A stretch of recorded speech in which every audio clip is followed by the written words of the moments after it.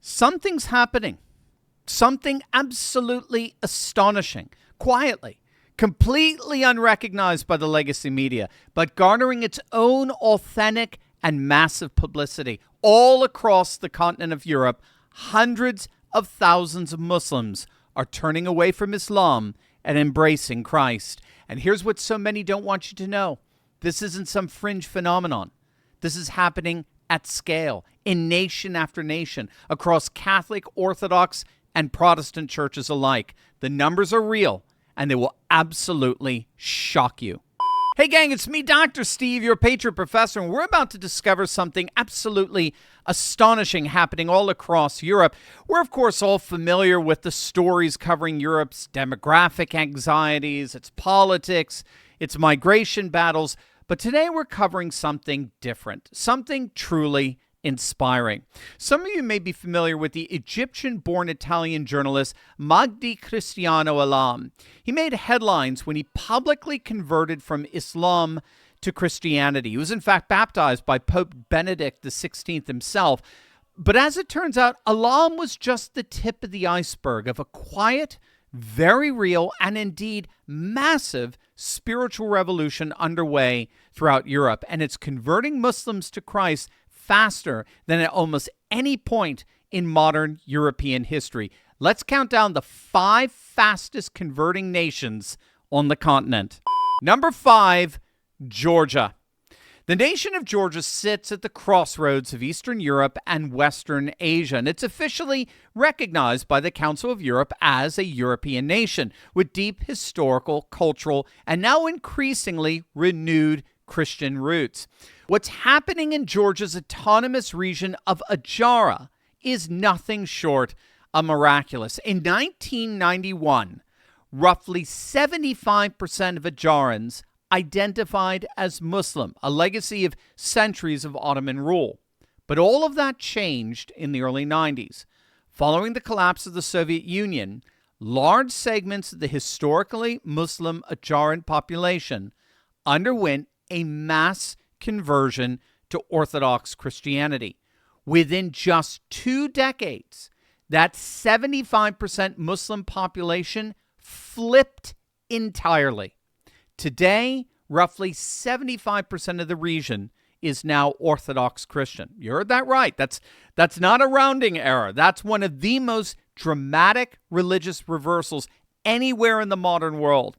The Georgian Orthodox bishop over that region, Metropolitan Dmitry, described it as nothing less than divine providence, recalling how on a single day in May of 1991, 5,000 Muslims and atheists were received into Orthodoxy at once. Local Orthodox leaders describe it not so much as a conversion, but as a return to the faith of their ancestors, since many Adjarans kept crosses and Easter traditions alive even under centuries of Ottoman pressure. It's a story of national identity fused with spiritual awakening, and it's the largest Islam to Christianity movement on the entire continent.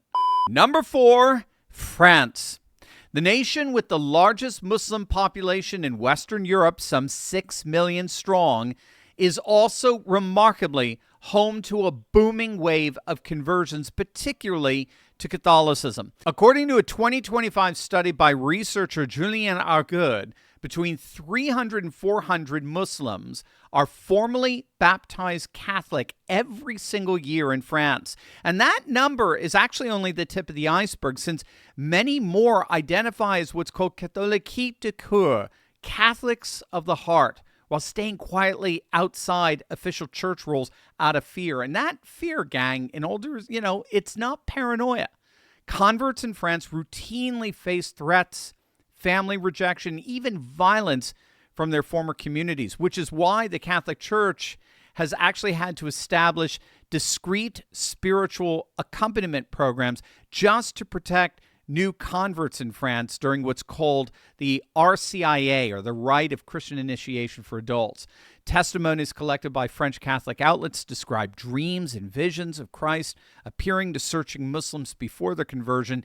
Deeply personal, deeply powerful spiritual experiences that are reshaping French parish life one soul at a time. But first, before you do anything else, I want you to go right now to turleytraining.com, because we're living through a time when a lot of people are beginning to realize something very important. The old economic system, the one that told you to work harder, grind longer, right? Depend on institutions that frankly don't have your best interests in mind, it's starting to break down. And you see it everywhere. Inflation, instability, and a growing sense that the system is increasingly designed for the benefit of a very small group at the very top. And whenever we see moments like this historically, something interesting happens, because ordinary people begin looking for ways to create independence from the system rather than depend on it, which is exactly why I want to invite you to a free training from someone I know personally, a good friend of mine named Ryan, who's been quietly building what he calls the perfect lifestyle business that takes advantage of the new hidden economy. And what's fascinating about it is that it's probably not what you think of when you hear the term online business, right? In fact, when he first explained it to me, I'll be honest, it sounded a little weird. But then he showed me the results, and I immediately got excited because it's working so well right now in 2026. And the part that really caught my attention is that it takes him less than 30 minutes a day to actually run and operate. And the best part is it's so different from a lot of other online businesses out there because there's no advertising to run. There's no social media marketing to worry about, no employees to hire, no inventory to buy or websites to build. It's amazing stuff. You don't need any technical background to get started. And this hidden economy lifestyle business is something you can learn and apply in just a few hours a week. So I asked Ryan to break this all down for you step by step, and we're hosting a free private training where you can see exactly how this works. So if you want to see how this hidden economy works and decide for yourself if this is the right strategy for you, go to turleytraining.com and reserve your spot right now, because you already know the world is changing. More people are stepping outside the system, not by chance, but by choice. And this is one of those opportunities to do exactly that. Learn more at turleytraining.com. Number 3, Sweden. Now, Sweden might be the last country you'd expect on this list, but the Catholic Church there has seen a genuine surge of Muslim converts in recent years, enough that Swedish parishes have had to develop specialized catechism tracts for former Muslims navigating both new faith and often estrangement from family. Sweden's small but growing Catholic minority, historically composed of immigrants themselves, is now being joined by converts who were raised Muslim but found something in the gospel that Islam simply couldn't offer them: a personal relationship with a God who suffered alongside humanity rather than simply commands obedience from above, and who, of course, rose from the dead. Number 2, Belgium. Home to one of Western Europe's highest concentrations of Muslims at roughly 8% of the population, Belgium has also quietly become a hub of Muslim to Christian conversion activity, particularly through Protestant and evangelical ministries working in Brussels and Antwerp. The stakes here are especially high. European researchers have documented that converts across Belgium and neighboring France face genuine risk of ostracism, threats, and in some tragic cases, violence from family members who view leaving Islam as a betrayal not just to your religion, but to your family and your family's honor. And yet, despite that risk, the movement continues to grow. Underground church networks continue to form, and testimonies of transformed lives continue to multiply. Number 1, the Iranian diaspora house church movement all across Europe. The top entry on our list isn't a single country so much as a continental phenomenon. It's Iranian and broader Middle Eastern diaspora conversion networks operating all across Germany, the UK, and the Nordic countries. These underground and diaspora house church movements, seeded by Iranians who fled religious persecution at home, have become one of the fastest growing Protestant evangelical phenomena in all of Europe, with entire networks of Farsi-speaking congregations now meeting from Berlin to London.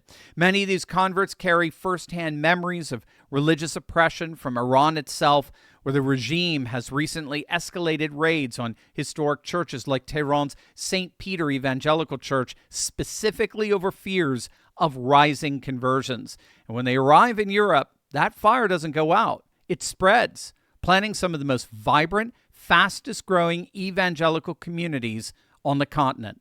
From the mountains of Ajara in Georgia, where an entire region returned to the faith of its ancestors, to the parishes of France quietly baptizing hundreds of former Muslims every single year, to Sweden, Belgium, and the diaspora house churches spreading across the continent, Europe is witnessing something the legacy media simply won't report: a genuine, grassroots, Christ-centered spiritual awakening cutting across Catholic, Orthodox, and Protestant lines alike. This isn't a story about politics. It's not a story about demographics or fear.